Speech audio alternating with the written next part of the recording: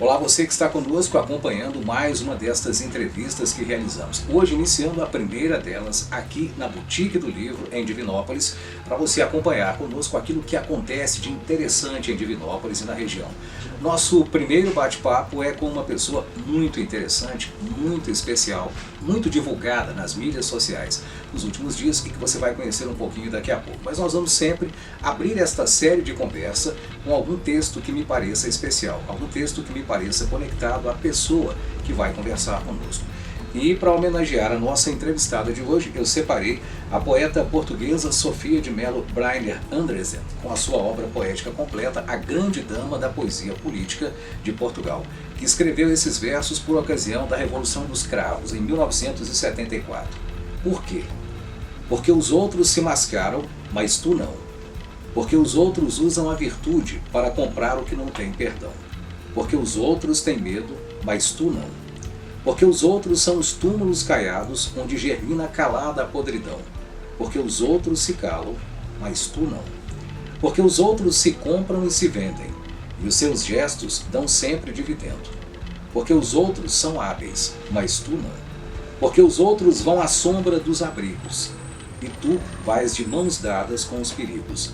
Porque os outros calculam, mas tu não.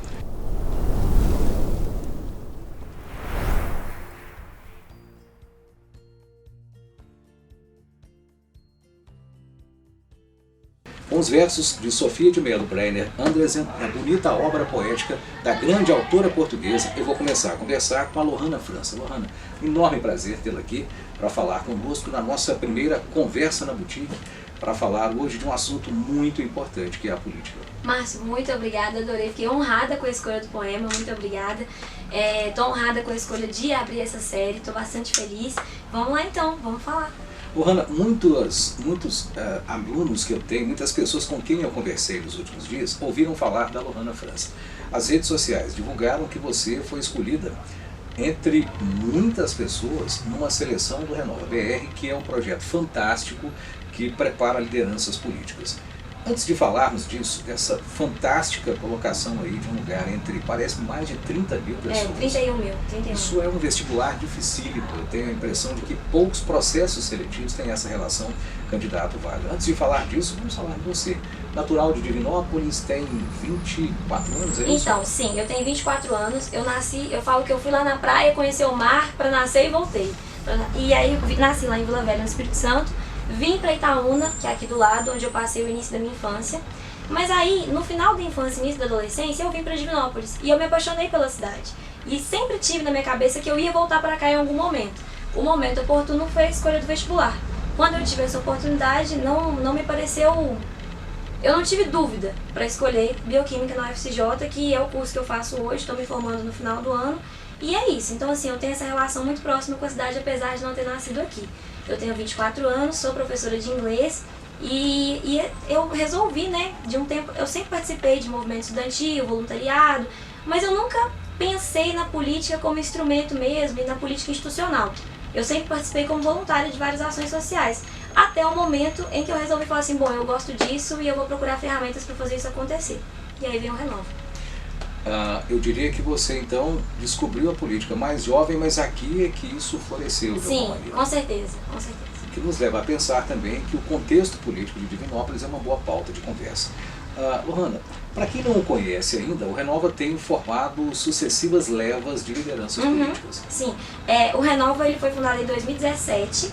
A primeira turma teve 4 mil inscritos e foram 100 e poucos selecionados. Alguns deles foram eleitos para cargos públicos. Então a gente tem exemplos, a Tabata Amaral, Vinícius Poit, Thiago Mitrô, todos são deputados federais. Tem deputado estadual, tem o Renan Ferreirinha no Rio. E aí abriram a segunda edição desse ano. Eu pensei assim, a primeira teve 4 mil, essa vai ter uns 10, mas eu não achei que eu ia passar, por ter tanta gente qualificada concorrendo. E parece que eu era um pouco mais qualificada do que eu pensava, foi uma grata surpresa, eu fiquei muito feliz com a aprovação. Dessa vez foram 31 mil inscritos, como você comentou, e aí eu fui aprovada. O Renova está formando lideranças. Como tem muita gente descrente, né, com essas lideranças que a gente tem disponíveis hoje na política, a solução não é um discurso antipolítico, a solução é formar e acreditar em pessoas que podem transformar realmente o nosso país, e começando pelos municípios. Como é que está sendo a dinâmica do curso que você me disse? Tem encontros presenciais e tem também, como é hoje usual, eu diria até interessante, ele tem uma interface também virtual.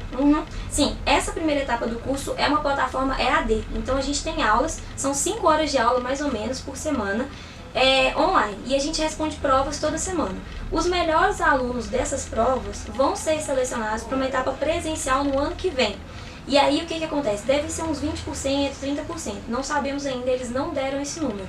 Tem encontros presenciais, o primeiro encontro vai ser agora, no final de agosto, em Belo Horizonte. Então quem quiser acompanhar um pouco pode até me seguir nas mídias sociais, porque eu devo postar tudo lá, é @LohanaSFranca.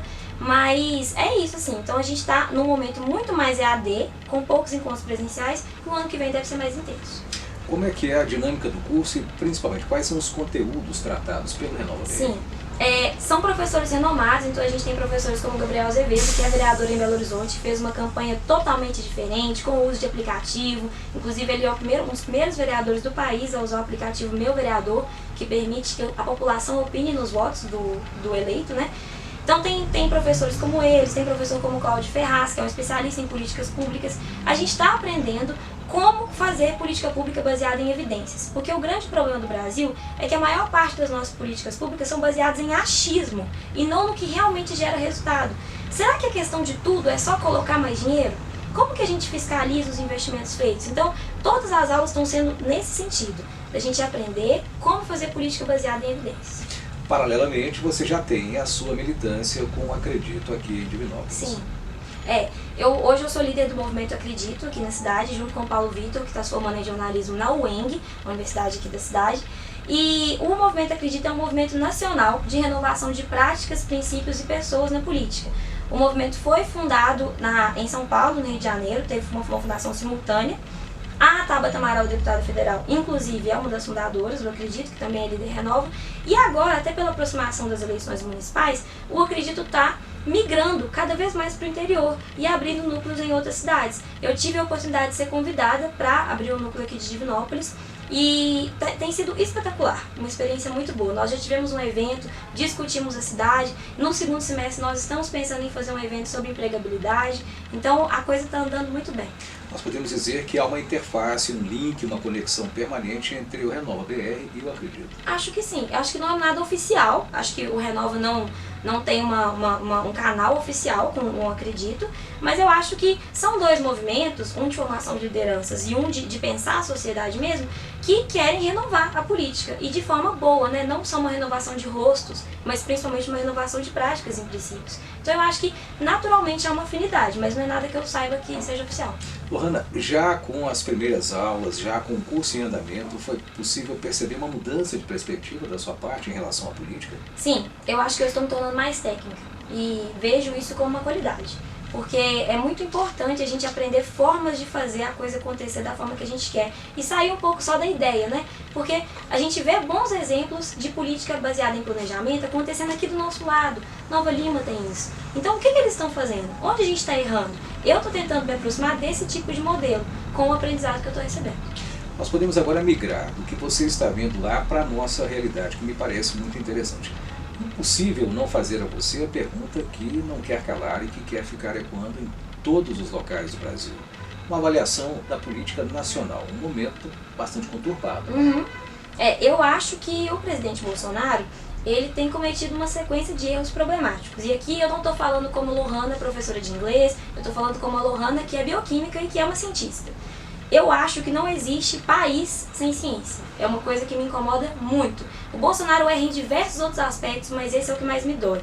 O mundo inteiro caminha num sentido e a gente está caminhando a passos largos para outro sentido. Não tem como construir sociedade, não tem como a gente pensar num país desenvolvido sem investimento em ciência e tecnologia. Isso vai muito além de simplesmente colocar dinheiro na universidade. Isso se manifesta quando a gente vê um desrespeito tão grande quanto foi questionar dados de um instituto sério, como o Instituto de Pesquisas Espaciais do Brasil, sobre o desmatamento, sendo que a gente tem imagens de satélite que provam cada dado daqueles. Então eu acho muito complicado esse tipo de coisa e eu sou uma crítica ao governo por esse caráter anticientífico. A ideia que se costuma difundir entre os críticos ao governo Bolsonaro é a de um governo que se propôs ser conservador em costumes, mas liberal na economia e em outras posturas. Você acredita que essa equação está funcionando? Acho que não. E mesmo o liberal na economia, ele não tem sido dessa forma, né? A gente já percebeu o Bolsonaro, por exemplo, segurando o preço do diesel. Então, que liberalismo é esse a que ele se propõe? É um liberalismo que foi criticado por grandes partidos liberais do Brasil, como o Novo, por exemplo. Então eu acho que mesmo o que ele se propôs, talvez ele não tenha entendido o que é.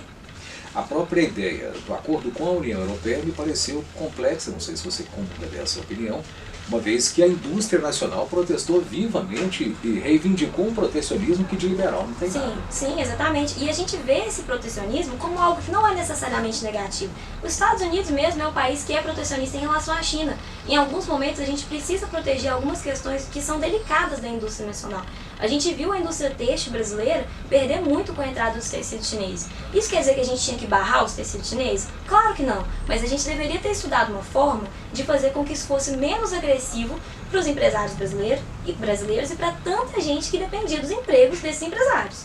Então eu acho que essa coisa de você falar serei liberal, serei protecionista, não é assim, não é tão ao céu nem tão ao inferno. A gente tem que estudar o que é melhor em cada situação e principalmente ouvir os especialistas da área.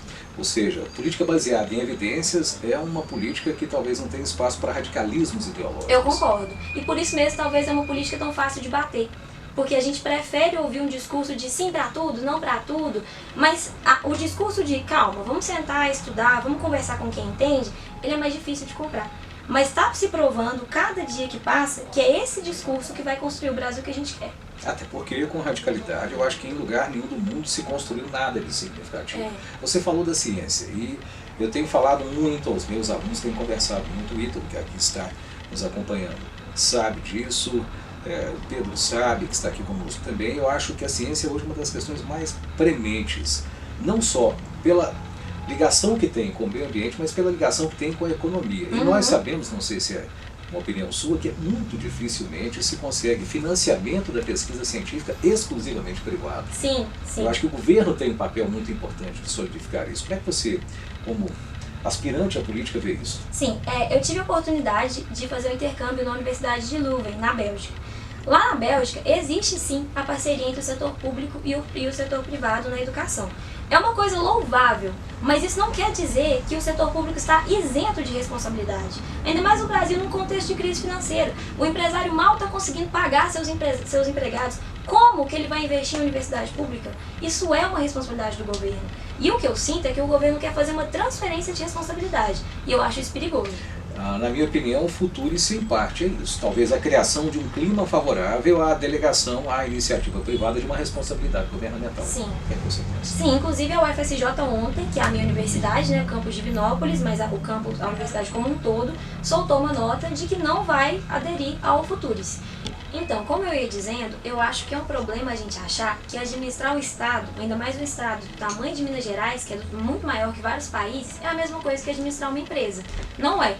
É preciso que tenha uma visão social. As escolas de tempo integral cumpriram muito dessa visão social e é muito importante que elas sejam mantidas, e não só mantidas, aumentadas em número e em qualidade.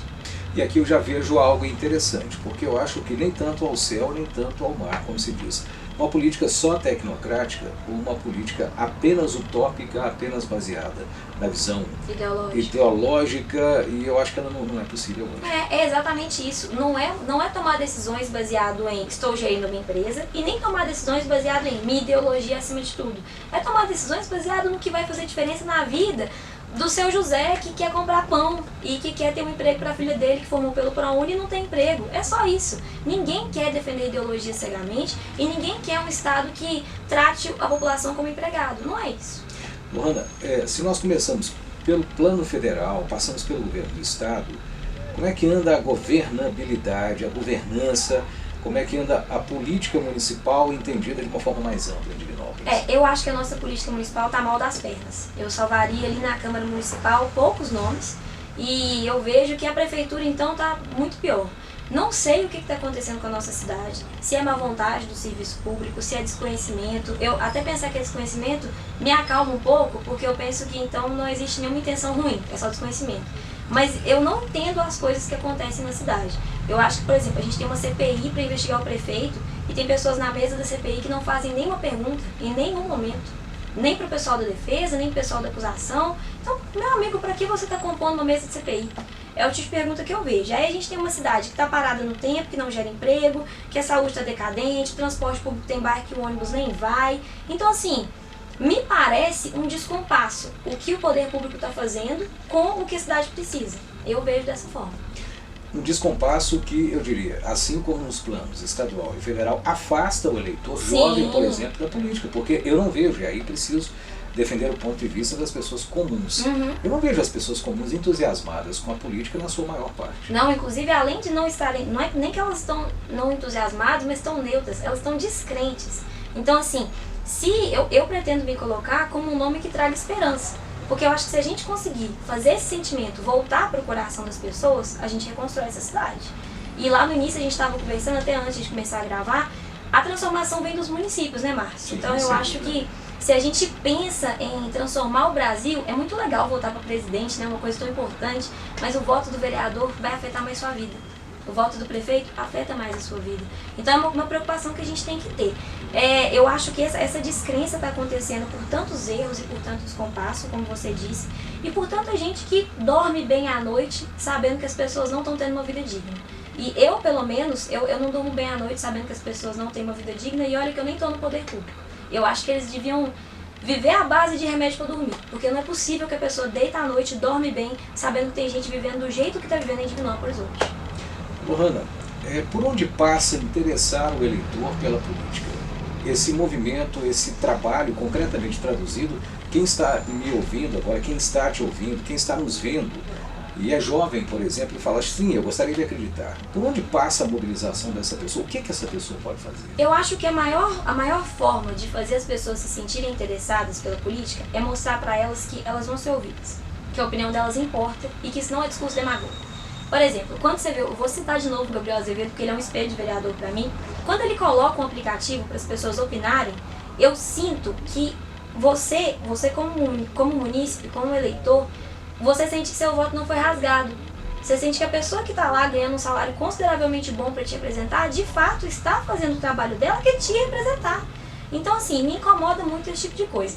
Eu também estou no momento de ouvir as pessoas e de saber o que as pessoas querem para Divinópolis. Então, quando você sente que as pessoas que estão se colocando para concorrer a um cargo público estão dispostas a ouvir e a construir um projeto coletivo, é natural que a esperança e o desejo de engajamento volte, porque a gente quer participar. Mas a gente precisa sentir que a nossa participação está valendo alguma coisa. E existem mecanismos, por exemplo, a Constituição de 1988, com seus 31 anos, eu diria que não é velha nem tão nova assim, mas tem alguns mecanismos importantes de participação popular. Por exemplo, o SUS trouxe de maneira inovadora o controle social, a participação das populações através de conselhos, de conferências. Eu acho que a própria reunião da Câmara poderia ser assistida por uma série de pessoas. Sim, esse ponto da reunião da Câmara que você tocou vai ser uma proposta minha. Inclusive, eu já conversei com o deputado Cleitinho, já tenho o apoio dele para discutir isso novamente. É um absurdo que a gente tenha uma reunião da Câmara acontecendo no horário que acontece. Todo mundo está trabalhando no horário da reunião da Câmara. Eu estou trabalhando no horário da reunião da Câmara. Eu não posso ir lá participar. E o que o cidadão vai fazer? O cidadão vai ver 17 pessoas votando coisas que afetam diretamente a vida dele num horário em que ele não pode ir lá opinar. Isso é de um nível de bizarrice, me desculpa falar assim, mas absurdo. As reuniões da Câmara tinham que ser a partir de 6 horas da tarde, 5 horas da tarde, que é o horário que a pessoa normal, salvo algumas exceções de quem é professor à noite, por exemplo, mas a maior parte das pessoas está disponível para ir lá na Câmara e opinar. Então, assim, é uma coisa que eu acho que tinha que ser um projeto comprado por todos os vereadores, mudar esse horário. Eu tenho uma opinião bastante específica sobre isso, depois de mais de 20 anos trabalhando com jornalismo político. É de que, de um lado, você tem uma decisão como essa, uma lógica que tenta aplicar, por exemplo, uma regra de mercado, de horário comercial, a uma situação política que, a meu ver, é bastante diferente.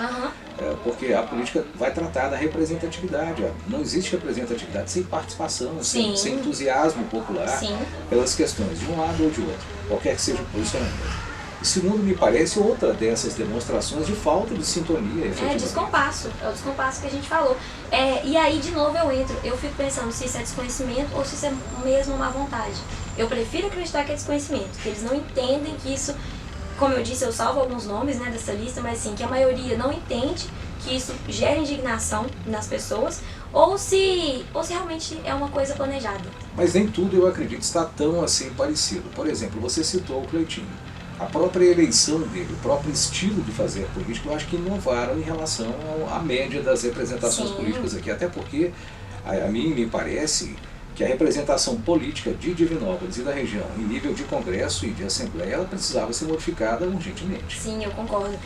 A gente percebe que o Cleitinho, ele tem um apelo popular, não é à toa. A gente não pode ignorar e falar assim, o Cleitinho, ele faz palanque, por isso as pessoas gostam dele. Não, o Cleitinho mostra, lembra do que eu te falei sobre você sentir que a sua opinião realmente é importante? O Cleitinho mostra para as pessoas que a opinião delas realmente é importante. Isso tem muito valor.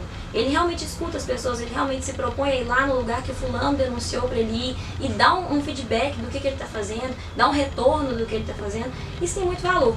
Uma das vereadoras aqui da cidade, a vereadora Janete, ela também faz isso. Eu acho assim que nós temos muito a aprender. A gente faz política de uma forma muito tradicional e a minha geração, essa geração mais nova, está vindo mostrar que não é assim. E isso não está dando certo, tanto é que está causando descrença no coração das pessoas. Hanna, muito obrigado. Seu recado para quem está nos vendo aqui, quem pensa em política, quem pensa em Divinópolis, em Minas e no Brasil. Sim, o meu recado é um recado de esperança. É um recado de quem realmente quer pedir nesse momento, mesmo sabendo que tudo diz para não acreditar, porque tá tudo tão ruim, né? É um recado de vamos acreditar, vamos construir uma Divinópolis melhor, vamos mudar nosso estado a partir do nosso município. Divinópolis tem um monte de gente formando na faculdade, tem 6 universidades na cidade e tá todo mundo desempregado. A gente tem Nova Lima, aqui do lado, com quase 2 empregos por habitante. A gente tem Formiga, Itaúna, Oliveira, salvo engano, fechando o trimestre com geração de empregos, enquanto Divinópolis fecha o trimestre perdendo o número de vagas. Alguma coisa errada a gente está fazendo. A crise nacional não justifica tudo isso. Mas isso é pra gente ficar desolado e pensar assim, não vai dar, vamos desistir, deixa isso pra lá? Não, é pra gente plantar esperança no coração e acreditar que dá pra fazer uma cidade melhor. Ana, querida, um grande prazer. Muito obrigada, Eu espero Marcos. que nós possamos conversar sobre várias outras coisas importantes e espero que, estando por vir aí uma eleição, nós tenhamos mais coisas para falar. Ótimo, Okay? muito obrigada. Eu conversei com a Lohana França nessa nossa primeira sessão, nossa primeira ocasião de encontro aqui, né, no Conversa na Boutique, que aliás traz uma dica antes de a gente encerrar. Muitos livros, já que falei de política, têm tratado de política.